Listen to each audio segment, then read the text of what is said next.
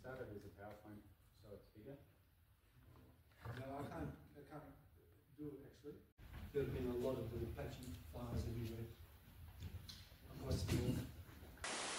So I'm going to run through some of the background to the Australian work and then go and have a look. Start at some work we've done in Africa, Southern Africa, and then right at the end going to give an example from West Papua, how this savanna burning type of method doesn't work. But it begs the question, how do you develop sort of incentivised fire management programs? You can't just rely on carbon. You've got to think about all sorts of other opportunities. So that's the distribution of fire in Australia, and it's mostly in savannahs. Can you start it as a PowerPoint so it's bigger? No, I can't do it actually. Okay. It only works.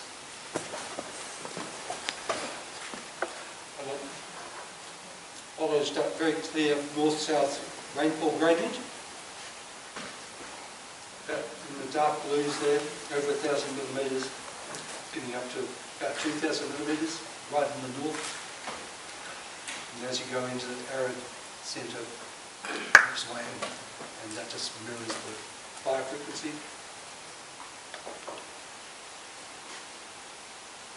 And that is the modern cadastre. And all that sort of yellowish country is basically pastoral land use. And in the centre here is a very big pastoral properties. Up to 10,000 square kilometres, etc. At Kakadu National Park, we're up here. Here's green areas of sort of freehold indigenous land. And then when you get into this area down in Queensland, it's much more productive, fertile soils and fine-grained sheep farming and all that. The rest is pretty hungry, sandstony, sandy country. And run mostly as pastoral areas.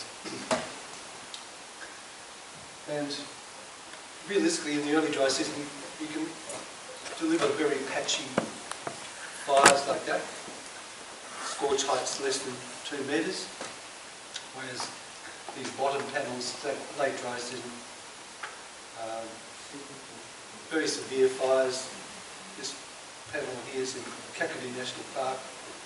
It's an area that burns pretty consistently, frequently, and very large fires. We're talking way over 1,000, 5,000 square kilometres at a time.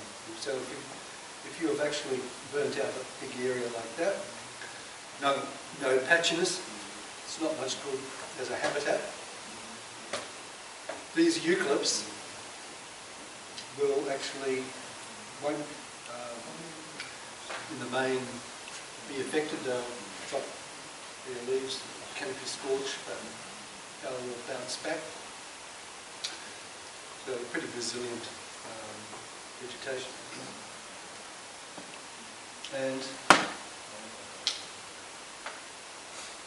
typically we sort of think of a system that has a few levels of severity.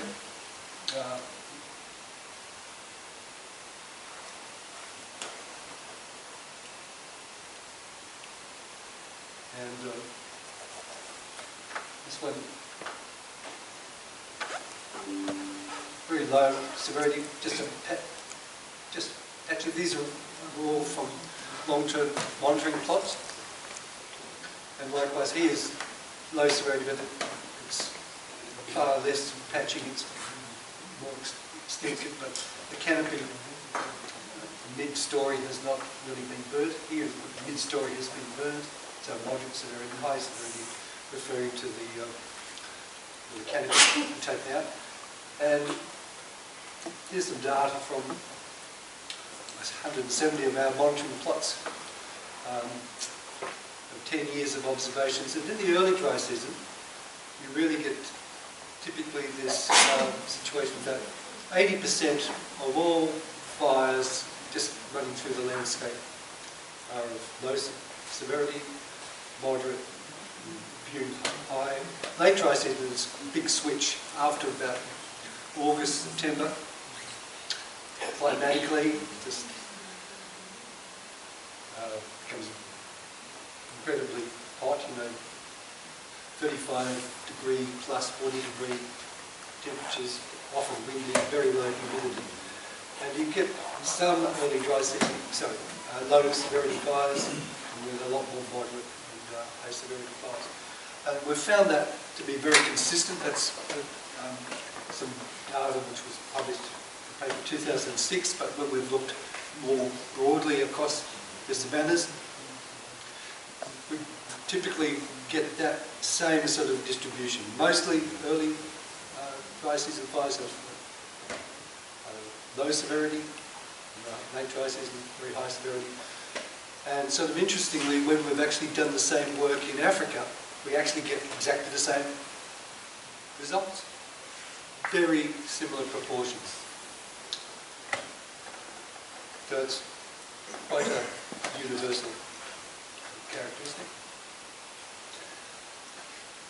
And a lot of the program that we now talk about savanna burning started here in this Western Arnhem area, and I believe you are going to visit this area at, in fact, so on the map, cover one here, up here, and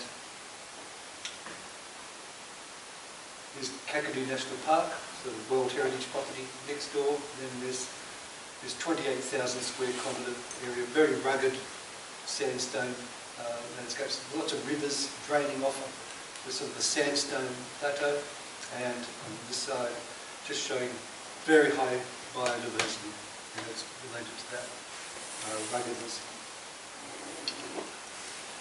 And typically, before these projects, fire projects got going, you've got to remember that Aboriginal people had been largely replaced off the landscape and moved into missions and other sorts of settlements. But this sort of whole Western Arnhem escarpment country was pretty much abandoned, orphaned, is the terminology people often use. And in the early dry season, and this one's here, May 1999, there's been a little bit of burning early, these patches over here in Kakadu National Park. This is an AVH-RR scale, so these quite big pixels.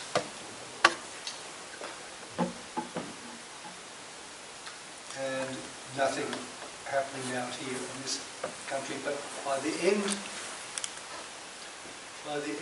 of 1999, that's one big fire that's just gone.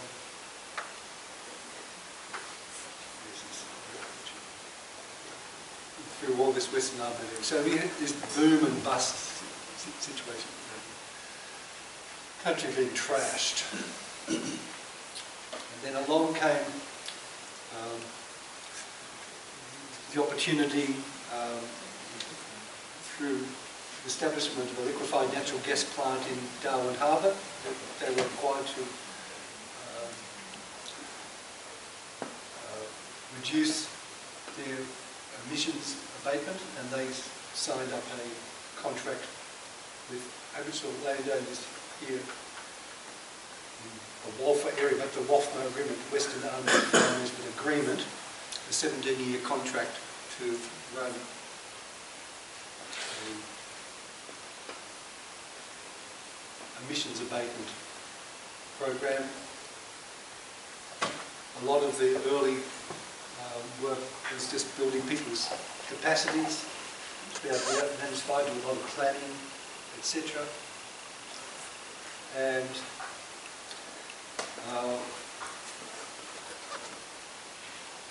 was one has to sort of recognise that in fact the type of fire management approach that we were wanting to see reimposing traditional management was a very organised structure, traditional structure involved in that Western Lowland region where, for example, this would be a link of view. That's the landowners with patrilineal route, other the daughters marrying out into other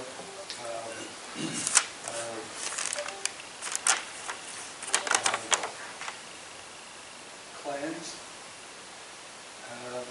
and anyway, whole system of reciprocal relationships between people very responsible for fire management. And if you actually think of it, the sort of system you actually really need if you're going to manage fires in these sorts of landscapes. You need people all interacting,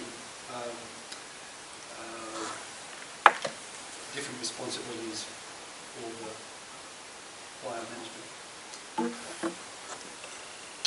And that set in train from those early agreements, people just doing a bit of patchy burning there on the left-hand side, and then here's the example Cameron was speaking about. Here's the seasonal watercourse, with rugged sort of sandstone rock here. But you're doing a lot of burning using aerial ignition, sort of setting up lines of ignition out beyond the it's sort of biodiversity and landscape assets you're trying to protect. And here we have, so that's the original image I showed you on the left-hand side. Big fires, 1999, but by 2014, we now start to see a whole different type of fire patchiness being introduced into this Western Lowland area, all those small green patches. So they're not all necessarily lines of ignition. There's a whole lot of sort of patches sort of randomly through the landscape. But the idea is to get good breaks in the landscape because the southeasterly winds, same as in Africa, sort of during the dry season, burning into this landscape in the late dry season, you've got to protect it from the late dry season winds. And on the right, the left-hand side, there, Kakadu National Park with much bigger patches of the greens, the early dry season, as you go through yellows and reds, it's going into the late dry season. Kakadu, you can see, they've got some pretty big fires happening at the time. So by 2014, it was very clear fire management in this Western Lowland region, incentivised through a carbon contract, was delivering far better management than the World Heritage National Park next to it. So there are four real options, really, when you look at carbon markets and different components. And the one that we've been working on really since 2000, following Kyoto in 1997, which set up the opportunity for this sort of carbon trading. Savanna burning is actually an accredited activity as listed in Annex of the Kyoto Protocol. It's been about reducing greenhouse gas emissions from prescribed early dry season fire management, reducing particularly methane and nitrous oxide. But if you do this sort of fine grain management, you're also going to get incorporation of carbon into the living biomass and into the non-living biomass as well, logs and twigs, etc. and we'll talk a bit more about these pools because that's going to be added to Australia's formal carbon market savanna breeding program as of the end of this year and next year, and there's certainly big opportunities, the same in parts of Africa. And then the fourth pool is you'd think that there's actually potential for if you reduce fire frequencies, severity, etc., you get incorporation of more soil organic matter into the soils. But these are deep sands, very much like the Miombo woodlands and the Kalahari sand sheets. And you have a long dry season, the organic matter just gets oxidised off, burnt off, so you really don't get much of incorporation. So in Australia at least, that has not been a consideration for adding to the carbon market pools. And as you're probably well aware, the emissions calculations are very simple, basically. Just a product of the area burnt and we have a whole lot of different sort of vegetation fuel types like woodlands and open woodlands, etc. That's those ones are living defined fuel types. And you need to know how much biomass was present when that area was burnt, and that's worked out the whole lot of sampling as Cameron will go through the details of these. I'm not going to deal with them in this instance here. But you know, the grass litter, coarse woody debris, and the logs, etc. And you need to know something about of that biomass that was present in any one pixel, the proportion that was actually consumed in the fire under early dry season, late dry season fire severity conditions, and you also need to know the emissions of the actual gases concerned, and we're particularly allowed to count for methane and nitrous oxide. And in cured fuels, when they're burnt, sort of in savannas globally, it's pretty consistent proportion of the biomass that this goes off in methane and nitrous oxide. And you would think that's might be a difficult component to measure, but all the work we've done shows that actually in cured fuels, really early dry season or late in the dry season, you get very similar proportions of those gases emitted, not just in Australia, but in Sahara in Brazil and also in southern Africa. So we go back to this Western Arnhem Land example, the way this sort of works. If I'll show this slide first, is this project that was funded by this liquefied natural gas company. It started effectively in about 2006 down the bottom of here. But the years prior to that,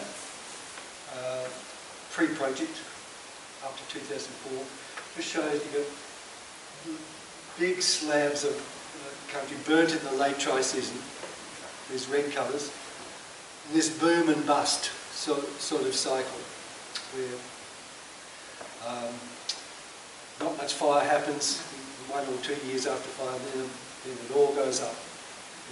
And then with the project, actually imposition of this prescribed fire management, you see from very early on this total change in the boom and bust to a fine-grained green early dry season mosaic. And basically proof of the pudding that you can actually manage savanna fires at large landscape scales. And this is just turning it into numbers. So here's the pre-project area up until 2006. It's basically saying that here, for that 10-year period, on average 34% was burnt in the late dry season, 6%, 9% in the early dry season. And once the project got running, next 10 years, 27% early, 10% late. Total shift in regime. And this top panel is actually, they're just showing the mean emissions calculated from our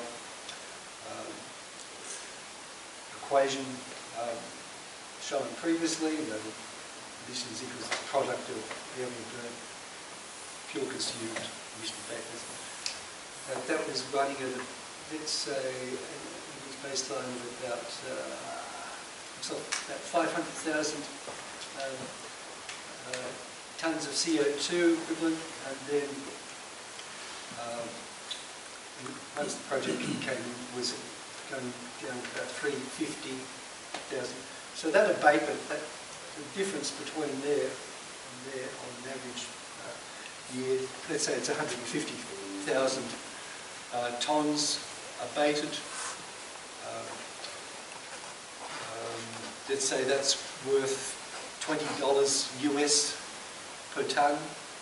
So you start to see it generates quite large sums of money that go back to run these programs and to help build capacities of ranges, build schools, do lots of very useful things.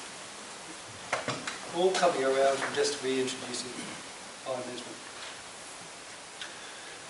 And in 2012, this was all formally systematised by the Australian government and put into a legislative framework that would then also mean that all emissions that were generated, abated under these sorts of projects would then be able to be taken off our national accounts. So setting in train a very formal system of government regulated management. And you've already had introduction to NAFI, I believe. So you need to develop a whole lot of tools to help in the monitoring, reporting, verification process. And NAFI mapping does that mapping at a savanna-wide scale. And there's an emissions calculation tool. So there's also an automated process. So if you put a project anywhere, and you go out and do the prescribed fire management, NAFI will do the fire mapping for you. This abatement tool will do the calculations for you. And if you've abated greenhouse emissions, then you're going to earn credits. And as of 2018, but it's basically the same now, the area above this line down here, that's the 600mm rainfall ISFMI. All that area above, that's about 1.2 million square kilometres.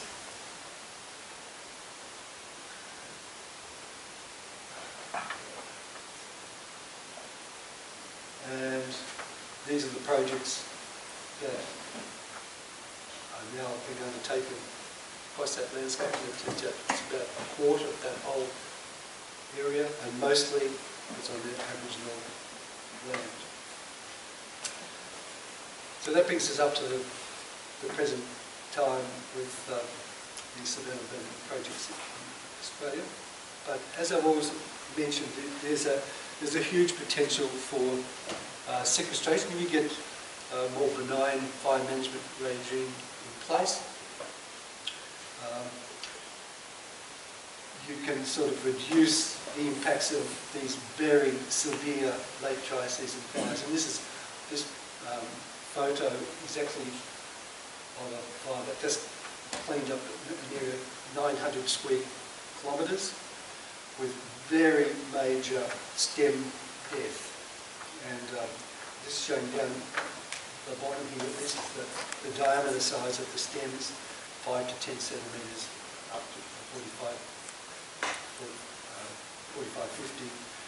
And this is the stem mortality. But it's showing that at 100% of all the big trees were basically being killed in that fire. That's a huge amount of carbon. So if you can remedy that sort of problem, then you should be able to get good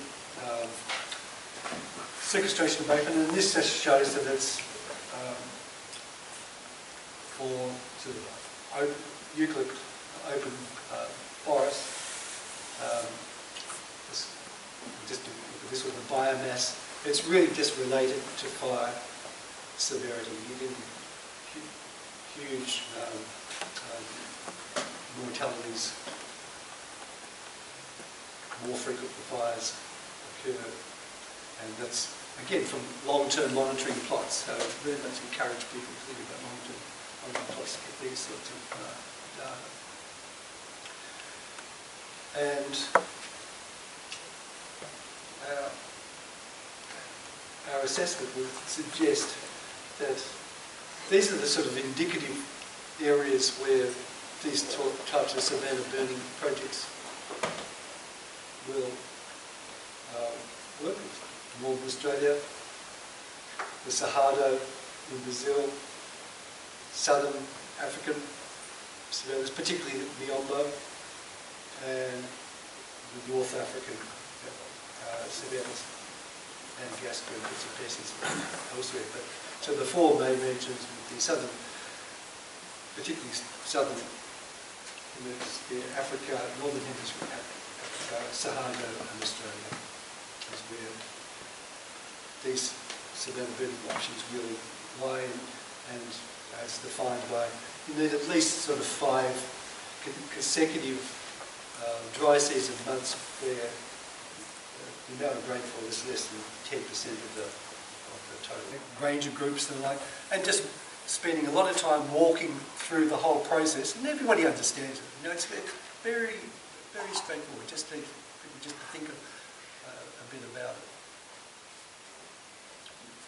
I'll make a comment, just a quick comment.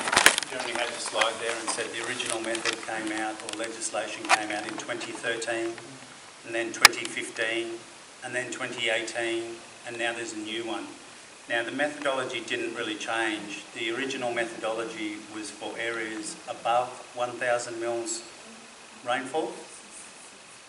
Then the next methodology just introduced, because it's legislation, you need new legislation for new areas. So the 2015 methodology then went from 600 mils to 1,000 and then included above 1,000. Then the 2018 methodology included the dead coarse material on the ground. And now the new methodology is going to include live biomass in the trees. So all of those different methodologies, it didn't really change, it just increased the area and increased the pools. So you can make a relationship with the rain. When the vegetation increase, the rain come more, or all vegetation increase and then the rain didn't change or doesn't change? Within the methodology there is a thing in there called additionality, and you need to demonstrate, so with your reporting to the Commonwealth each year, you have to demonstrate that your management action, that you have undertaken a management action to create that reduction in emissions. So there was cases with some projects where they were just doing nothing and they were hoping their neighbours would do better management and they would get a benefit from their neighbours. They got excluded because you have to demonstrate that you are actively doing something to reduce those emissions. It can't be the environment, it can't be putting more cows on there, it can't be a whole suite of things or hoping your neighbours do better management. you have to demonstrate that you've gone and undertaken a management action that results in the reduction. The fire mapping to the Commonwealth, then they use that fire mapping for an individual year to look at where's burnt, but then they also have the archive of all of the fire mapping, and from that they create a time since last fire layer for the entire area. So they can see a time since fire layer is created, they've got the fire mapping, and you supply them with a vegetation fuels map. And all the literature points out that the Miombo woodlands are effectively very floristically homogeneous. You get the same species assemblages in western Angola as you do in eastern Mozambique. And in fact, when I actually see some species lists, say from Nyassa National Park, they're exactly the same sorts of species that are occurring in northern. Typical example from Chobe, Botswana, early dry season fire just sort of creeping back, burning back through the grass there. Late dry season, so lots more emissions going up. And at the very low rainfall of the spectrum, it's very deciduous in the dry season. You go up the rainfall grade to about 900 millimetres, you start to get semi-evergreen Miombo woodlands, Kafue National Park, and up in sort of very northeast corner of Zambia, Mwanga, forest reserve. You start to get evergreen Miombo woodlands, quite dense, but still with a grassy understory. An important point to make is that we omit grasslands, open grasslands from these methods, and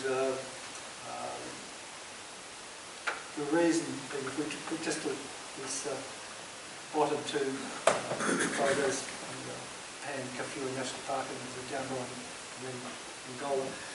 If you were to take a systematic program, early dry season fire, very conservative, benign fires, you're going to end up with a woody thickening problem. It's going to get invaded by woody plants and you're going to lose those habitats. As exemplified here in the top two slides where a Melaleuca invading. Melaleuca is just another sort of version of eucalyptus melaleuca. Starting to invade grassland areas here, and an early dry season fire, a late dry season fire is going to have no effect on knocking back that invasion process. Once it's set in train, then you're going to lose those grasslands. So that's why we don't include grasslands at all in our methods, and that applies in Australia. That we omit very large areas of very fertile grasslands, because otherwise they'll end up with significant habitat change. And just sort of briefly, just to point out that we did an enormous amount of sampling, fuel accumulation, putting in these plots before burning. Karen will explain the details of them. But we end up here 398 transects actually sampled, and basically every three transects per plot in one region, and 186 down the bottom, ones that we actually burnt as well. So a huge amount of work undertaken over a few years. And just to illustrate the fact that this is a vegetation continuum, here's a very nice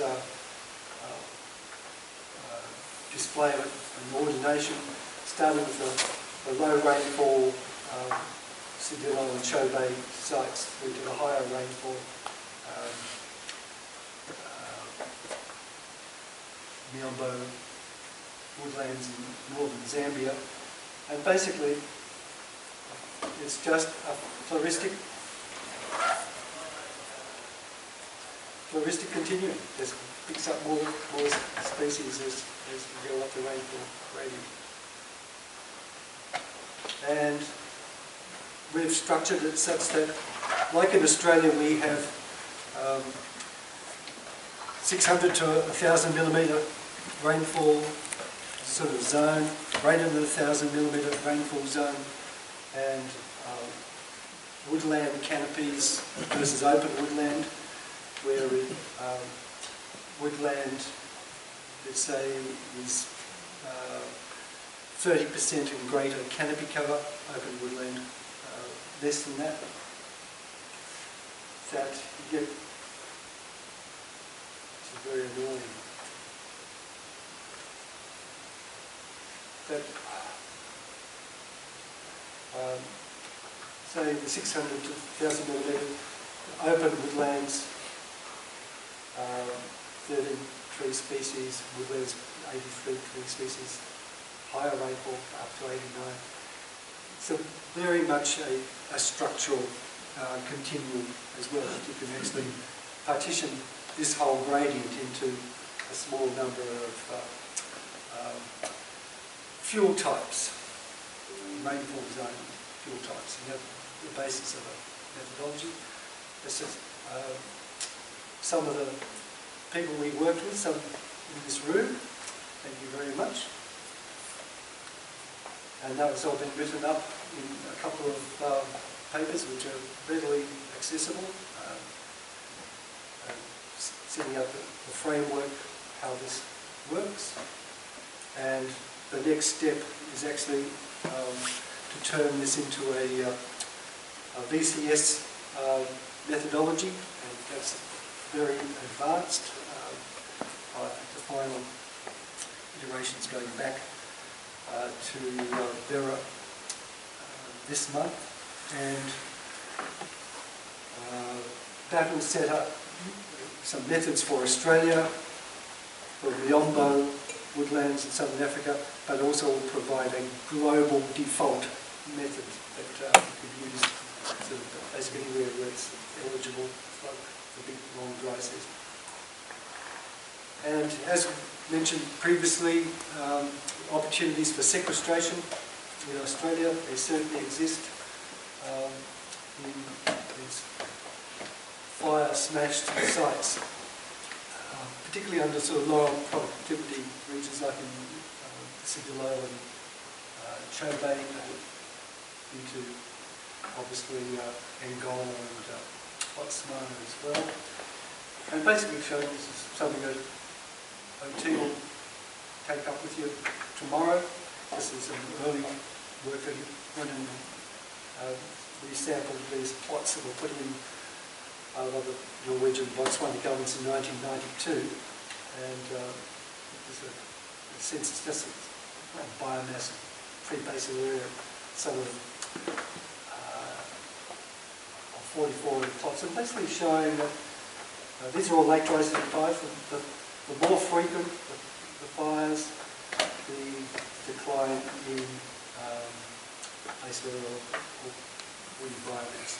So the simple lesson there is reduce the frequency of late dry season fires and you will get a good sequestration benefit. And so that's work OT will describe PhD. And a simpler way of actually doing all this measurement is through laser scanning technologies, where many of us in this room I know have got forestry backgrounds and measured things with diameter tapes and and basal area, and use the Allen relationship centre to that one as well.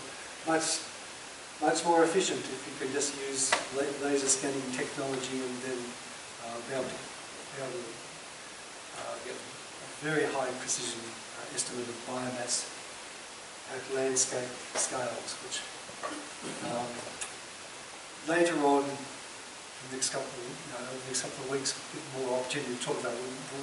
We'll run people through the laser technology applications, which we're very keen to see applied in parts of Africa. And then finally, just a quick zip across to where Papua works, Wassenaar National Park, fabulous national park. In the bottom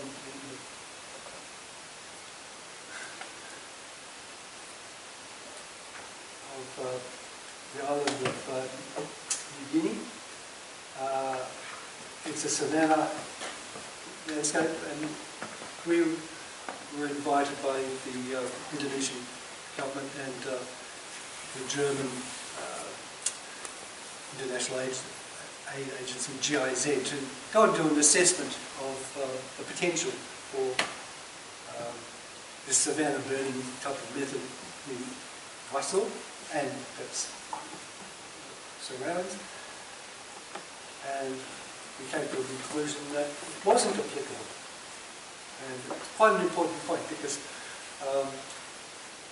you'll see there's a lot of literature generated particularly by people who live in South Africa, very concerned about the wider application of these sorts of methods, savanna burning, in their part of the world. And as I've said, South Africa has a lot of problems with woody thickening, and an early burning type of fire management practice isn't actually necessarily appropriate there. But the South Africans like to go one step further and say, well, you shouldn't be doing this anyway, well, they're wrong. But here's a good example how it isn't applicable everywhere, unfortunately. And got a range of habitats from these monsoon forest thickets through these Melaleuca, big tall open forests, and you can see the grassy understories, open forest woodlands, etc.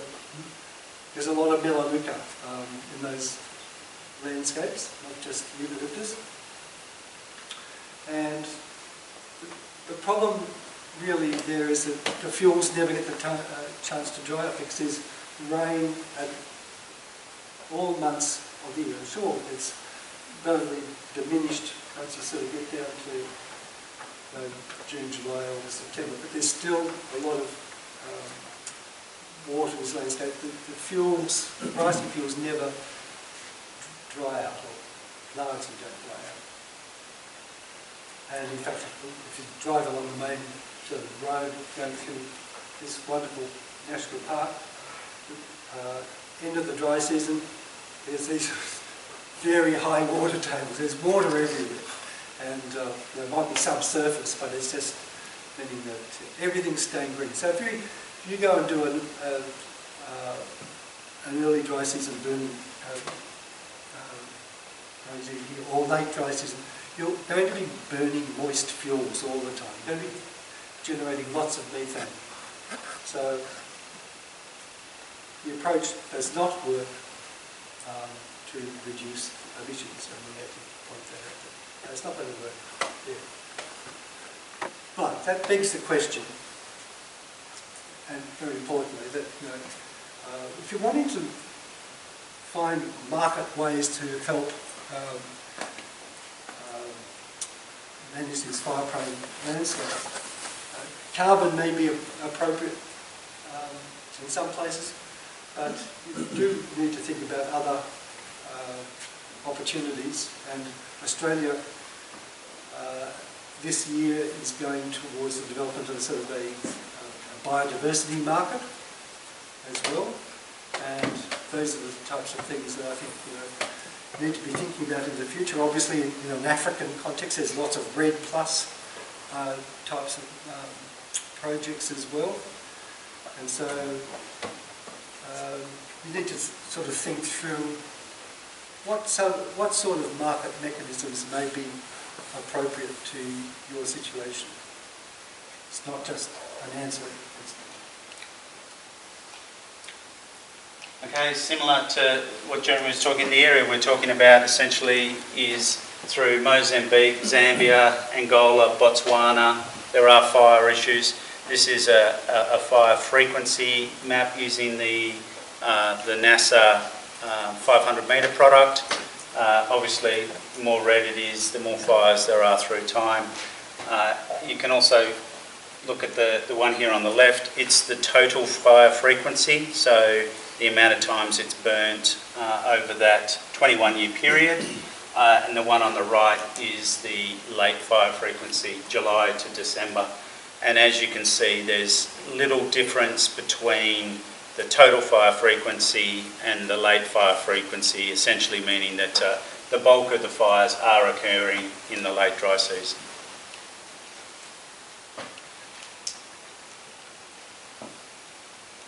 Jeremy also talked about fire severity, low severity fires in the early dry season, high severity fires in the late dry season. Why is this important?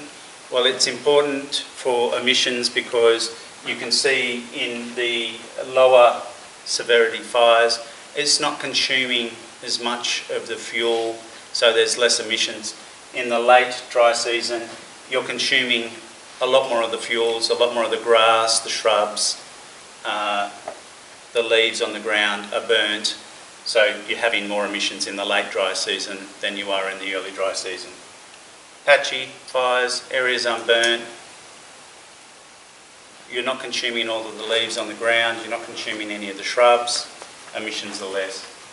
So not only is it better for breaking up the landscape, it's better ecologically, but obviously there's less emissions in those fires than there are in the late dry season fires when you're consuming more of the fuels.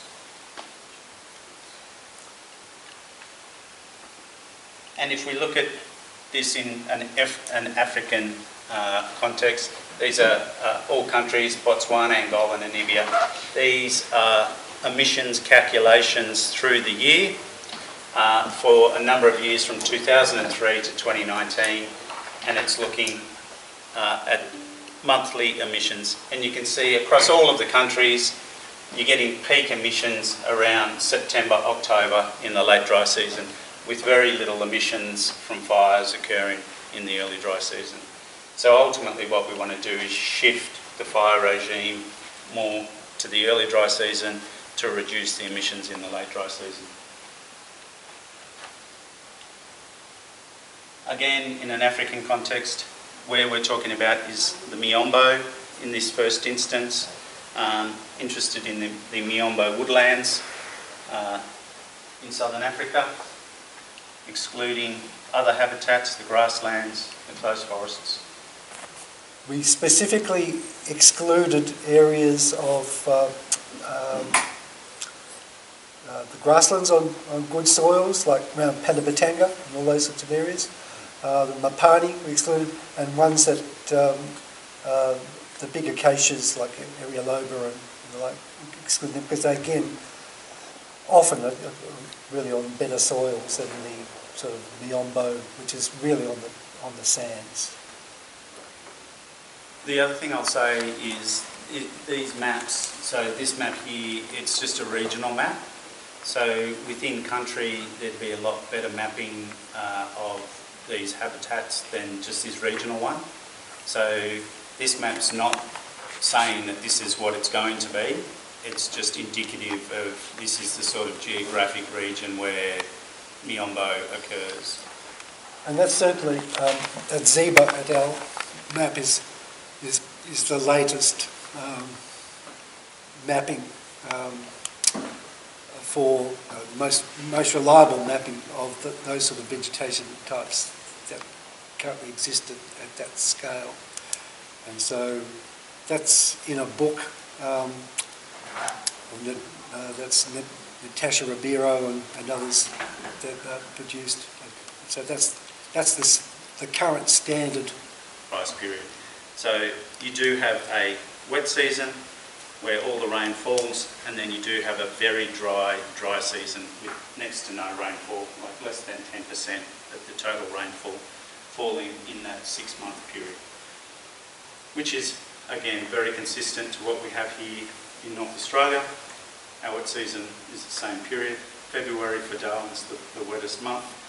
Our dry season, they start burning in about May, and they'll stop actively burning just in July, and then have hot fires in August, September, October, before it rains again. You've seen this one, Jeremy put this one up as well. We have a plot network from over in the Ngami lands, Cho Bay, up through Kifui National Park, East Luonga, and then some all the way at the top there as well. I can't remember what that was called. What was that place called? Lualaba. Lualaba. So on these plots, what are we actually doing? So the idea is to calculate the amount of biomass at a point in time. So essentially we have a fire maps. I did Landsat mapping for all of the regions we went to and came up with a fire history and looked at time since burned. So we selected areas with known fire histories, so we knew when it last burned, so we could develop fuel accumulation curves.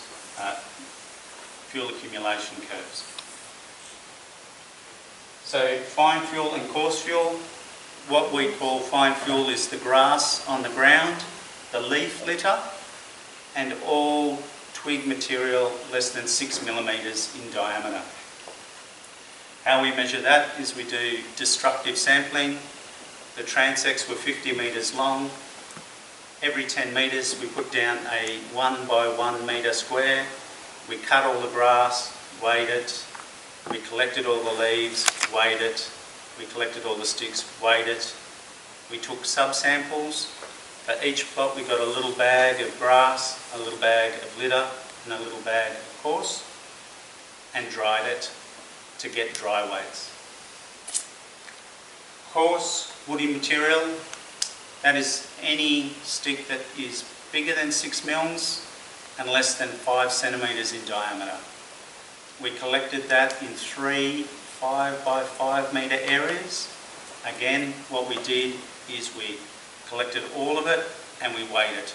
And we also collected a subsample, dried the subsample so we could get the dry weight. Because as you go through the year, obviously if you're there earlier in the year, there might still be some moisture in the grass than later, so you want to make it consistent, so you need dry weights. We also counted shrubs in different height classes. So along the tape, on the right hand side, in a 1 metre transect, every 10 metres, counted the shrubs less than 50 centimetres, 50 to 1 metre, 1 to 2 metres and greater than 2 metres. So as you're going through, you're saying I've got 1, 2, 3, 4, 5, 6 less than, and then in each height class. Also measured the trees, looked at the species of the trees, measured DBH, height, and whether it was affected by fire, and also measured heavy logs that had fallen. We have a system for classing them. They went into diameter classes, length classes, and then how hollow it was. With the shrubs, in the different height classes, we went, I think in each location we went to, we cut down a number of different species. In the lower height class, 0 to 50, we'd go and collect 3 shrubs, pull the leaves off it, weigh the leaves, weigh the sticks, and then weigh the heavy part, the trunks, so we can get weights. And we did that in each height class for a number of the dominant species. So with the shrubs we could tell what the weight of the leaf was, what the weight of the twigs was and what the weight of the main branch was as well. So by doing that, we're collecting all of the fuel in each height class that is available to burn when a fire comes through. So we've counted the grass, the leaves, the twigs, the coarse, the heavies, the shrubs, and measured the trees.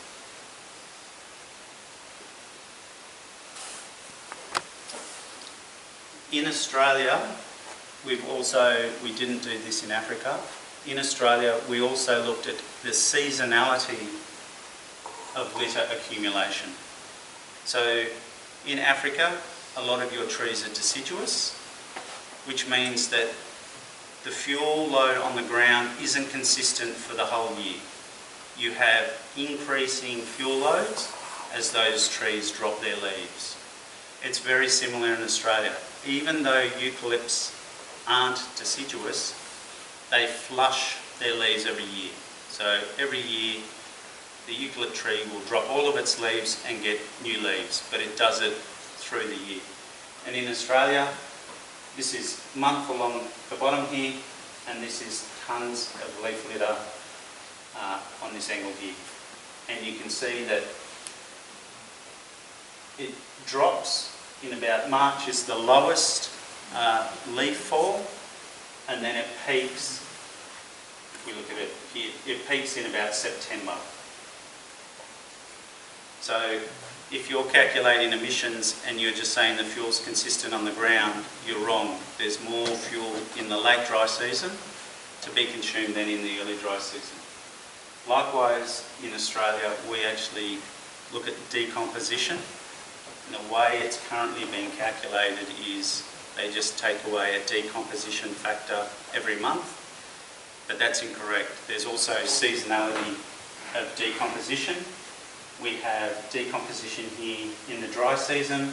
We've got grams per day, is very different to decomposition in the wet season.